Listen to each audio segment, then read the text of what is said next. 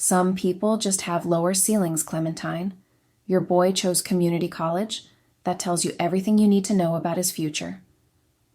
I didn't scream. I didn't cry. I set my fork down slowly, deliberately, and looked at my brother across the table. The same brother whose son's student loans I'd paid off 2 years ago. The same brother who was now calling my son a disappointment. I stayed quiet, letting him continue. If you've ever had a family member take your generosity and throw it back in your face, hit that like button and subscribe. My name is Clementine Mercer. I'm 34 years old, a financial planner by trade, and a single mother by circumstance. My son Marcus is 17, tall for his age, quiet in the way that makes teachers write, "a pleasure to have in class," on every report card. He just announced his college plans the week before Thanksgiving. Community college for 2 years, then transfer to state for his engineering degree. It was smart. It was practical. It would save him nearly $40,000 in tuition while he completed his general requirements. I was proud of him. My brother Brent, apparently, was not. Brent is 2 years younger than me, 32, though he acts like he invented the concept of success.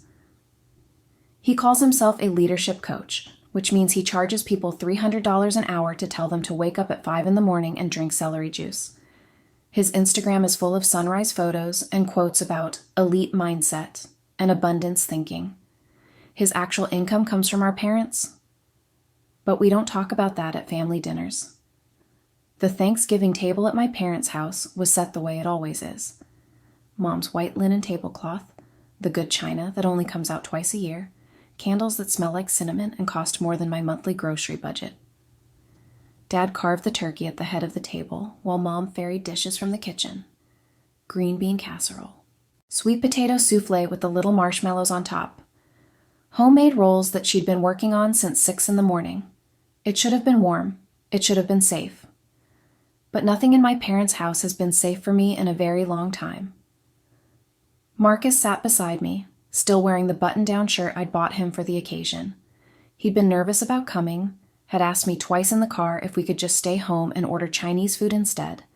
I told him family was important. I told him it would be fine. I was wrong.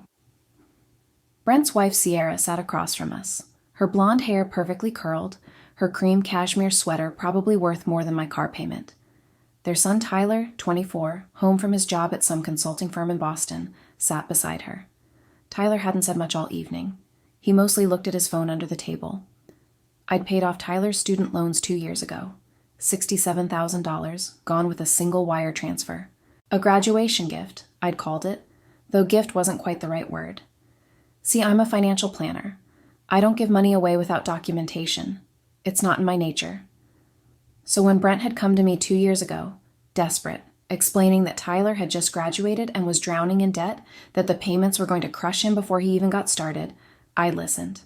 I'd listened because that's what I've always done with my family. Brent had cried, actually cried, sitting in my living room, head in his hands, talking about how Tyler was his only son and he couldn't stand to watch him struggle, how the interest rates were criminal, how he'd tried to refinance but his credit was shot from the business loan he'd defaulted on 3 years earlier. He didn't have the money. Our parents had already given him everything they could spare. Tyler was going to spend the next 20 years paying this off, unless I helped. So I helped. I drew up an agreement, simple, standard language. I'd pay off the loans in full. The $67,000 would be considered an interest-free loan for the first 24 months. After that, if the balance hadn't been repaid, interest would begin accruing at a rate of 6% annually, compounded monthly. Standard terms. Generous even. Brent signed it without reading it. I remember watching his eyes skip over the paragraphs, jumping straight to the signature line. He was too relieved to care about the details. "You're the best, Clem," he'd said, hugging me. "I'll pay you back. Every penny, I promise." That was 2 years ago. He hadn't paid back a single dollar. Every time I brought it up, there was an excuse. The business was still getting off the ground. Sierra's car needed repairs. Tyler's apartment deposit had wiped out their savings. Next month, next quarter, next year. I stopped asking after the first 18 months. I just made a note in my files and waited. And now, here we were, at Thanksgiving dinner, with my brother calling my son a disappointment. Some people just have lower ceilings, Brent repeated, warming to his subject. He leaned back in his chair, wineglass in hand, looking at Marcus like he was examining a specimen. No offense, buddy, but community college? That's where people go when they can't hack it anywhere else. Marcus's face went red. He stared at his plate. Brent. I kept my voice even. That's enough. I'm just being honest. Brent shrugged. Isn't that what family's for? Tyler got into Northwestern, graduated with honors. Now he's at McKinley and Associates making 6 figures. That's what happens when you have ambition. Tyler's doing wonderfully, Sierra added, reaching over to squeeze her son's arm. Tyler didn't look up from his phone. We're so proud of him. I looked at my parents. Mom was fussing with the gravy boat, avoiding eye contact. Dad was chewing his turkey with the careful concentration of a man who had decided long ago that dinner table conflicts were not his concern. The silence wasn't mean. It was worse. It was permission. Marcus made a smart financial decision, I said. He'll graduate debt-free and transfer to state with... State. Brent laughed. That's adorable. No offense, Clem, but maybe you should have pushed him harder.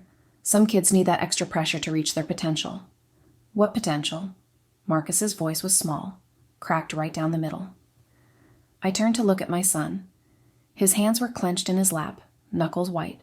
His eyes were wet, but he was holding it together, the way I'd taught him to hold it together in front of people who didn't deserve to see him break. He'd worked so hard. Straight A's since freshman year, 2 part-time jobs. Volunteer work at the community center on weekends. He'd chosen community college because he'd watched me budget and plan and stretch every dollar since his father left when he was 6. He'd learned that debt was a trap, that smart choices mattered more than flashy ones, and now his uncle was making him feel like garbage for it. Marcus is going to be fine, I said, my hand finding his under the table. More than fine. I'm sure he will. Brent waved his fork dismissively. I'm just saying. There's a difference between surviving and thriving, between settling and succeeding. Tyler understood that. He bet on himself. He reached for something bigger. Tyler's loans were paid off, I said quietly. He didn't have to bet anything. The table went silent. Brent's smile flickered. What's that supposed to mean? It means Tyler graduated debt-free because someone else handled the risk for him. That's not ambition, Brent. That's privilege. Clementine? Mom's voice was sharp. This isn't the time. Then when is the time, Mom? I looked at her. When is it ever the time to tell the truth in this family? You're making everyone uncomfortable, Dad said, not looking up from his plate. I took a breath, held it, let it out slowly. Some fights aren't worth having at the dinner table. I knew that.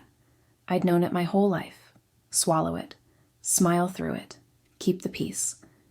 But my son was sitting beside me with tears in his eyes, and my brother was still smirking like he'd won something, and the parents who'd spent my entire childhood telling me to be the bigger person were once again asking me to shrink. I looked at Marcus. His small hand found my sleeve, fingers twisting the fabric white under his knuckles. It's okay, Mom, he whispered. Can we just go? I should have said yes. I should have taken him home, ordered that Chinese food, and let the whole thing fade into another unpleasant family memory. But something inside me had started to shift. Not loud, not dramatic, just a quiet clarity settling into place. Actually, I said, I think we should finish dinner first. Brent relaxed. Dad went back to his turkey. Mom exhaled. They thought I backed down. They thought wrong. I finished my meal in silence, chewing slowly, watching my brother across the table as he moved on to his next topic. Some story about a client who'd paid him $10,000 for a weekend retreat in Sedona. Sierra laughed at all the right moments. Tyler scrolled through his phone. Marcus sat rigid beside me, eating nothing. I waited. When the plates were cleared and Mom started talking about dessert, I reached into my purse. Before we move on, I said, I have something I need to address. Brent groaned. Jesus, Clem, let it go. I wasn't trying to... This isn't about what you said. I pulled out a manila folder. This is about money. The room went quiet again. Different this time. Sharper. I opened the folder and removed a stack of papers. The loan agreement. The original payoff documentation. A spreadsheet I'd printed that morning, showing the accumulated interest over the past 24 months. 2 years ago, I said, I paid off Tyler's student loans, $67,000. You signed an agreement stating you would repay me within 24 months, interest-free. After that period, interest would accrue at 6% annually, compounded monthly. Brent's face went pale. That was a gift. No, I said. It wasn't. You signed a contract. I slid the agreement across the table toward him. His signature was at the bottom, clear and unmistakable. The 24-month grace period ended in September. I continued. You haven't made a single payment. Per the terms you agreed to, interest has been accruing for the past 3 months. Your current balance is $78,412. Brent stared at the papers like they might bite him. Sierra grabbed the agreement, eyes scanning the text. He wouldn't have signed this if he'd known. He signed it, I said. That's how contracts work. This is insane. Brent's chair scraped back as he stood. You're seriously doing this? Over some stupid comment about community college? I stayed seated, stayed calm. This isn't about the comment, Brent. This is about $78,000 you owe me. I've been patient. I've been understanding.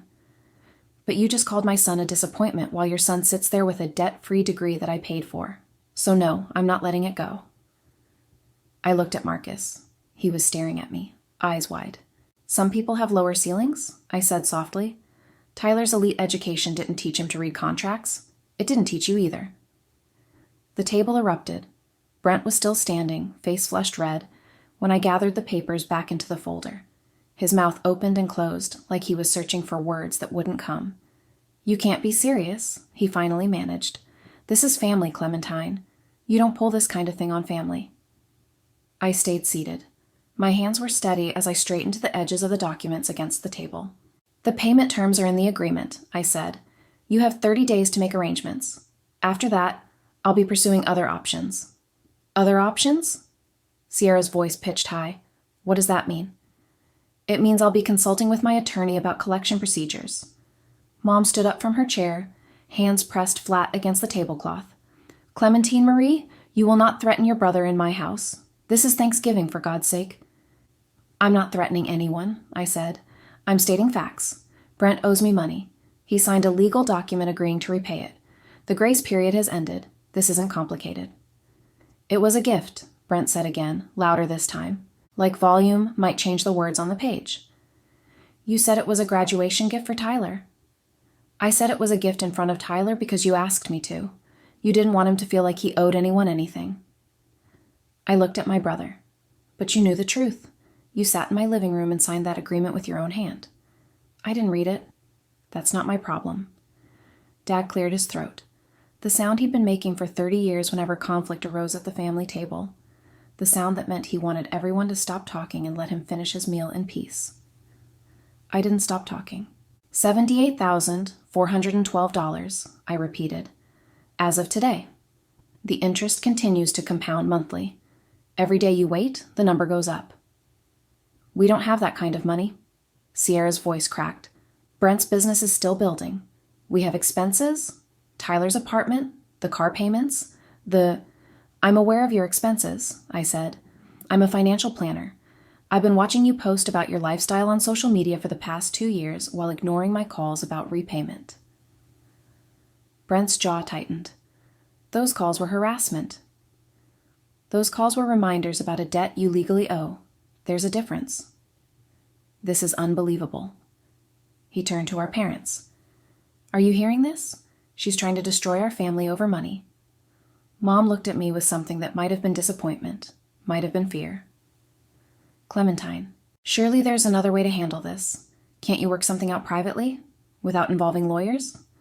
I tried that, Mom, for 2 years. Every month I reached out. Every month Brent had an excuse. I pulled out my phone, scrolling through the notes I'd kept. January. Business was slow after the holidays. March. Sierra's car needed new tires. May. Tyler's promotion celebration dinner went over budget. August. Leadership retreat in Cabo didn't bring in as many clients as expected. I looked up. I have 18 months of excuses documented, time-stamped. I gave him every opportunity to make this right. You never told us any of this, Dad said, finally looking up from his plate. Would it have mattered if I had? He didn't answer. He didn't have to. Marcus tugged at my sleeve. Mom, can we please go now? I looked at my son. His face was pale, his eyes still wet, but there was something else there too, something that looked almost like relief. Yes, I said. We can go. I stood up from the table, gathering my folder, my purse, my coat from the back of the chair. Marcus was already moving toward the door. You can't just leave, Brent said. We're not done talking about this. I'm done talking. My attorney's contact information is in the folder. You can direct any questions to her. I walked toward the foyer. Marcus was already there, pulling on his jacket with hands that shook slightly. Clementine. Mom's voice followed me. If you walk out that door over money, you're not welcome back. Do you understand me? This is your family. I stopped. Turned around. The table was frozen. Brent standing with his fists clenched. Sierra clutching the agreement like it might dissolve if she squeezed hard enough. Dad staring at his plate. Mom with tears streaming down her face, playing the wounded matriarch she'd perfected over decades. I looked at each of them in turn. Family, I said quietly, doesn't call a 17-year-old a disappointment for making a smart decision. Family doesn't take $67,000 and offer nothing but excuses for 2 years. Family doesn't ask me to shrink so Brent can feel bigger. I felt nothing. Not anger, not pity, nothing. I'm not walking out over money, I said. I'm walking out because my son deserves better than this. And so do I. I turned back toward the door. Behind me, chairs scraped, footsteps, Brent's voice rising. You'll regret this, Clementine. You're throwing away your whole family over a stupid contract.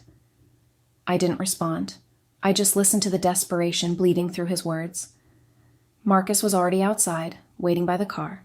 The November air was cold and sharp, cutting through the manufactured warmth of my mother's cinnamon candles.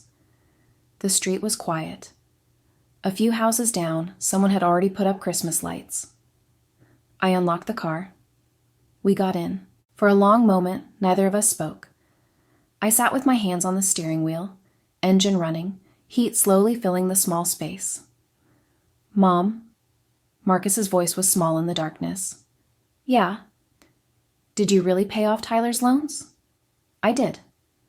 And Uncle Brent never paid you back? Not a cent. Marcus was quiet for another moment. Then, why didn't you tell me? I looked at my son. His face was lit by the dashboard glow, all sharp angles and soft eyes that reminded me so much of his father before the drinking got bad. Because I didn't want you to think about money the way I had to think about money when I was your age, I said. I wanted you to just be a kid.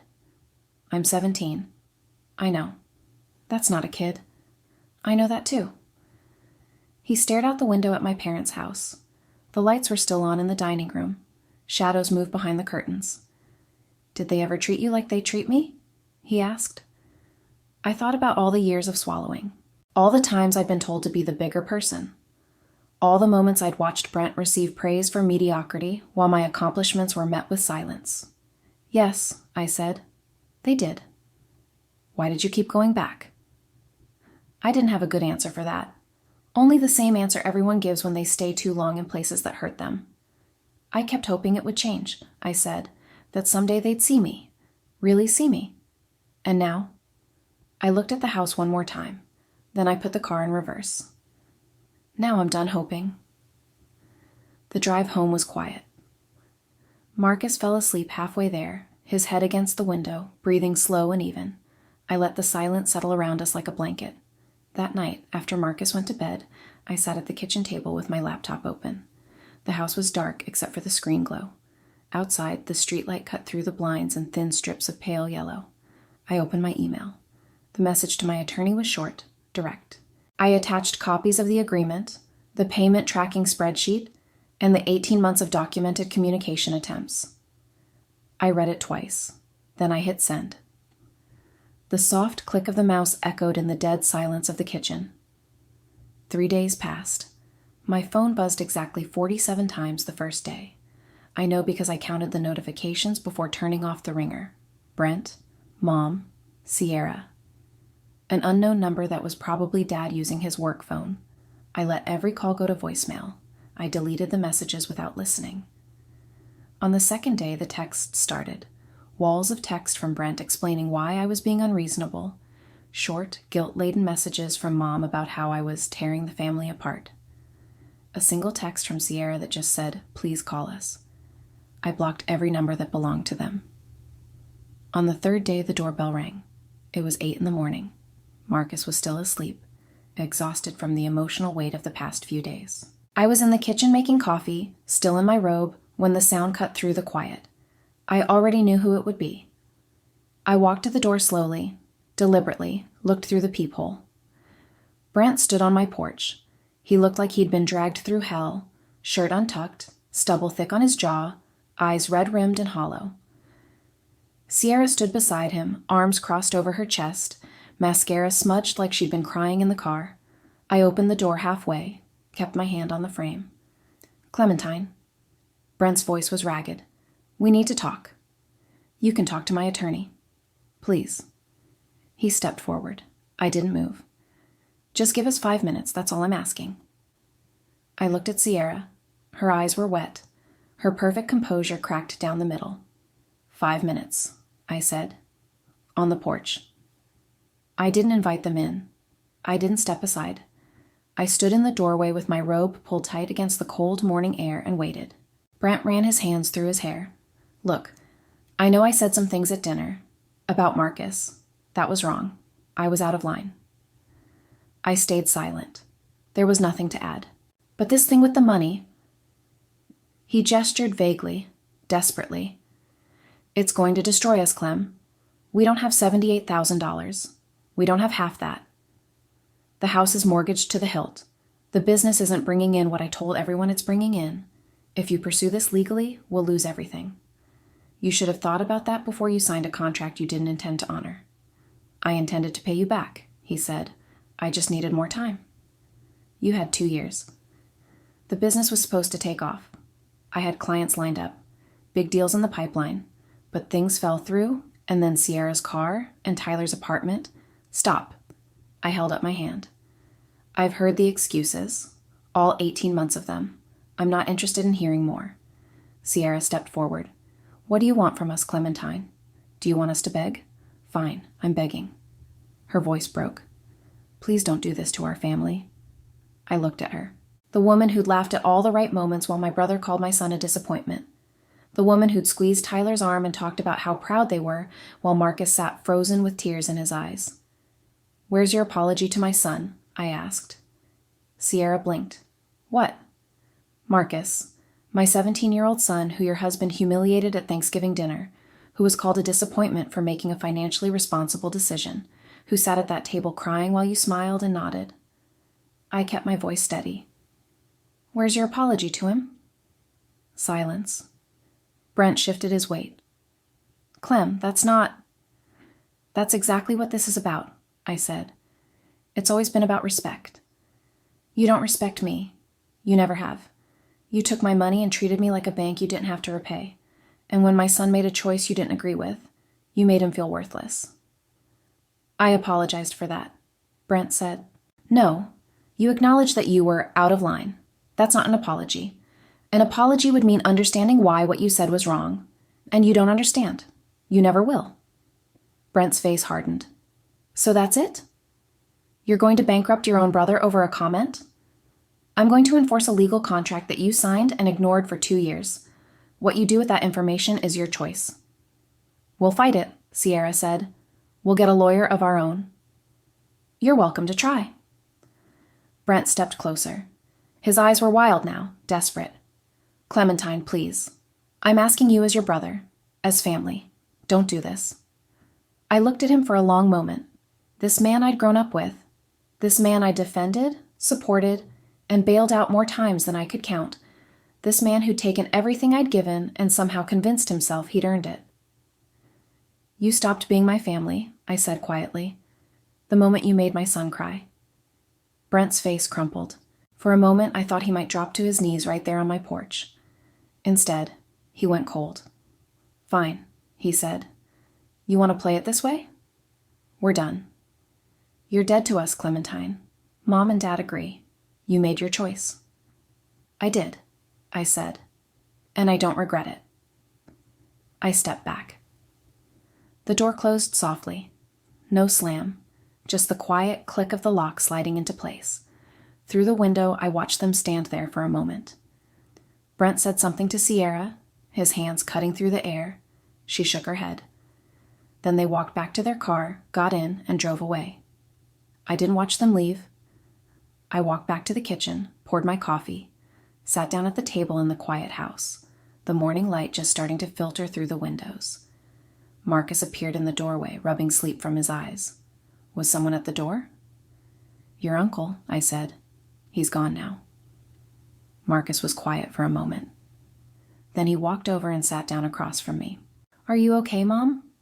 I thought about the question. Really thought about it. The house was silent. The phone was silent.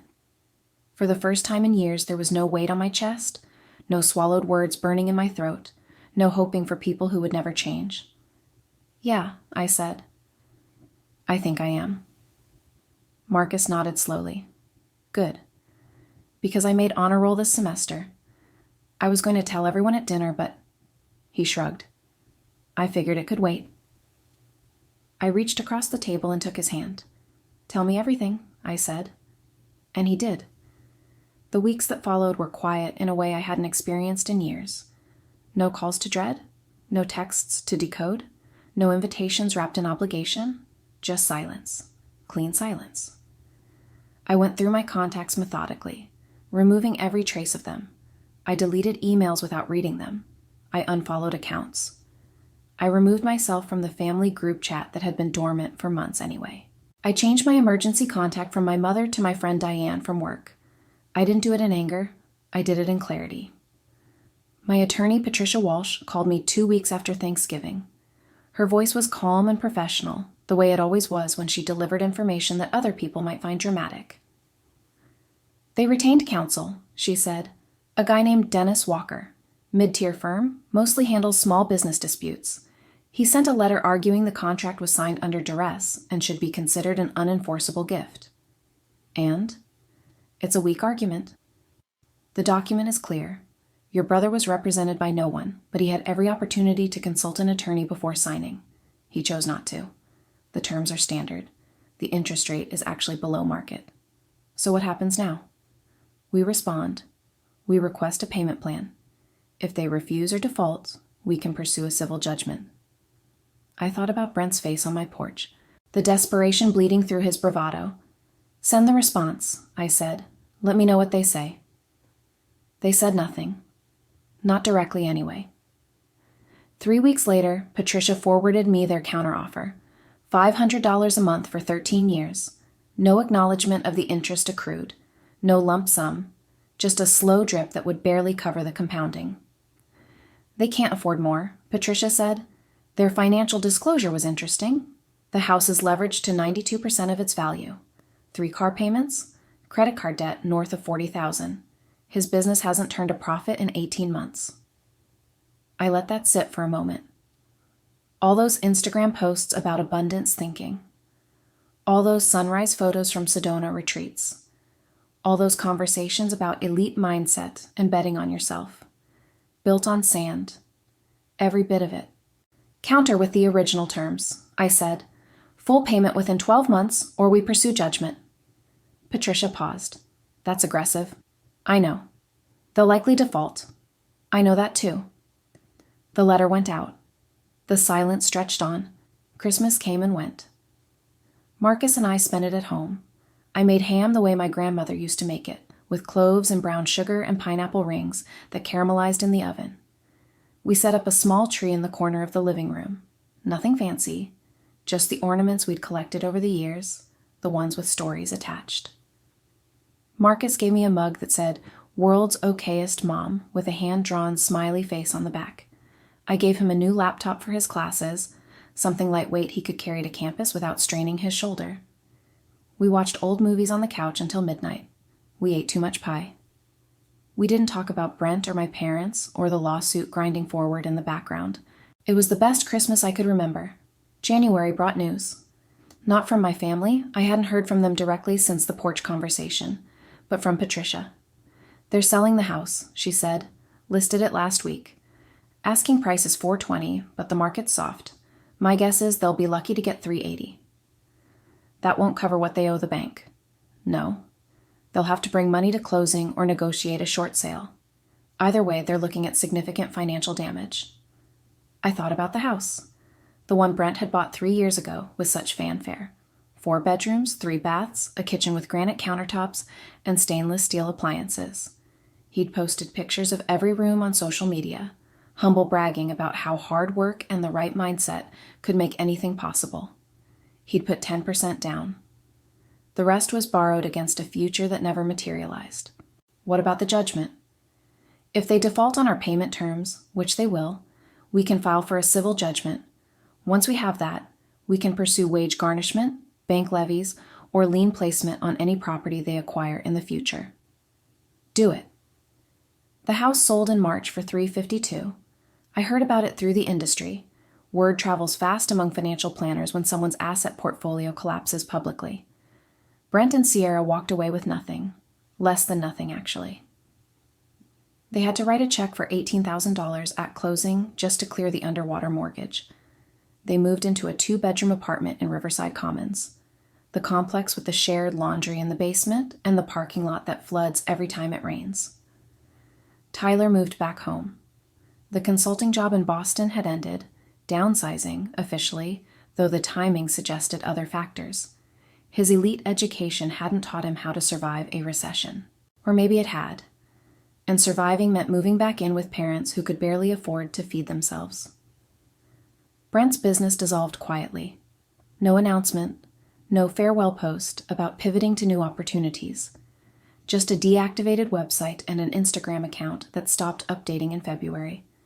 I heard through Patricia that he'd taken a job at a warehouse distribution center. Night shifts. $11 an hour plus overtime. His leadership coaching certification hung on a wall in a bedroom he shared with his wife and his adult son. Sierra went back to work for the first time in 15 years. Part-time at a department store, folding clothes and restocking shelves. Her cream cashmere sweaters stayed in boxes. No point in dry cleaning them when you can't afford the bill. The civil judgment came through in April. $78,412 plus legal fees plus post-judgment interest. The court ordered wage garnishment at the maximum allowable rate. Brent's paychecks would be docked until the debt was paid. At his current salary, that would take approximately 9 years. I didn't feel triumphant when Patricia delivered the news. I didn't feel vindicated or satisfied or any of the things people expect you to feel when someone who wronged you faces consequences. I felt nothing. Not anger. Not pity. Nothing. Just the quiet absence of a weight I'd been carrying for so long, I'd forgotten what it felt like to stand up straight. My parents called once, in May. I saw Mom's name flash across my phone screen while I was making dinner. Marcus was at the table doing homework, his new laptop open, engineering equations scrolling across the screen. I let it go to voicemail. I deleted it without listening. Dad tried once after that, from an unknown number. I recognized his voice in the half-second before I hung up. He sounded tired. Old in a way I didn't remember. I blocked that number too. 8 months after Thanksgiving, I got a letter in the mail. No return address. Handwriting I recognized as my mother's. I held it for a long moment, feeling the weight of the envelope, the texture of the paper, wondering what words she'd chosen, what guilt she'd packaged and sent my way. Then I walked to the kitchen, opened the trash can, and dropped it in without reading a single line. Some doors close so better ones can open. 1 year later, Marcus completed his first year at community college with a 3.8 GPA. He'd been accepted to the state engineering program for fall semester, just like we planned. Full transfer, minimal debt, a future built on foundation rather than fantasy. We celebrated with dinner at his favorite restaurant. Nothing fancy, just a place that made good burgers and didn't rush you out the door. He told me about his professors, his study group, the internship he'd applied for at a civil engineering firm downtown. They called it a long shot, he said, grinning around a mouthful of fries. But I figured, why not try? That's my boy. He looked at me across the table, his face so much older than it had been a year ago. Not just physically. Something had settled in him too. A quietness that came from knowing exactly who had his back. Mom? Yeah? I'm glad we don't have to pretend anymore. I reached across the table and squeezed his hand. Me too. That weekend we had a barbecue at the house. Nothing elaborate. Just some friends from my office, Marcus's study group, a few neighbors who'd become more like family in the months since I'd stopped trying to earn the approval of people who never intended to give it. The backyard was full of laughter. Someone had brought a speaker and was playing music too loud. Marcus was manning the grill like he'd been doing it his whole life, flipping burgers with a spatula in one hand and a soda in the other. I sat on the back porch watching it all. The people who showed up because they wanted to, not because obligation demanded it. The sound of my son laughing with friends who valued him exactly as he was. Diane from work dropped into the chair beside me, a glass of wine in her hand. You look happy, she said. I thought about the question. Really thought about it. Happy wasn't quite the right word. It was something deeper than happiness, something more permanent. I think I'm peaceful, I said, for the first time in a long time. She nodded, like she understood. That's better than happy, honestly. Yeah, I said. It is. The sun was setting behind the fence, painting everything gold and orange. Marcus caught my eye across the yard and raised his spatula in a ridiculous salute. I laughed and waved back. Later that night, after everyone had gone home and the dishes were done and the house had settled into its familiar quiet, Marcus found me in the kitchen. I was wiping down the counters, listening to the crickets through the open window. Mom? Yeah? He was quiet for a moment. Then he walked over and hugged me, not the quick, obligatory hugs of a teenager who has somewhere else to be. A real hug, the kind that says everything words can't. Thank you, he said into my shoulder, for protecting us. I held him tight. This boy who'd grown into something so much better than the people who dismissed him. This young man who understood that community college wasn't a lower ceiling, it was a smarter foundation. Always, I said. Always. He pulled back, smiled at me with eyes that were dry and clear, and headed upstairs to bed. I stood alone in the kitchen for a while after that. The house was quiet. The phone was quiet. The gnawing worry that had lived in my chest for decades was finally completely silent. I thought about Brent working night shifts at a warehouse, about my parents aging alone in a house full of photos of children who no longer called, about Sierra folding clothes at a department store and Tyler scrolling through job listings on a phone he couldn't afford to upgrade. I didn't feel satisfied. I didn't feel vindicated. I felt free. Some people spend their whole lives waiting for family to see them, waiting for the love they deserve, waiting for someone to finally say, "You're enough." I stopped waiting. And in the space that opened up, I built something real, something true. A family of 2, plus all the people who showed up because they wanted to. That was the only legacy that mattered. The next morning, Marcus woke up early to get to his summer job. I heard him moving around the kitchen, making coffee, humming something under his breath. "Mom," he called up the stairs. "I'm heading out. Love you." "Love you too," I called back. "Have a good day." The door closed. His car started in the driveway. The sound of tires on gravel faded into the morning.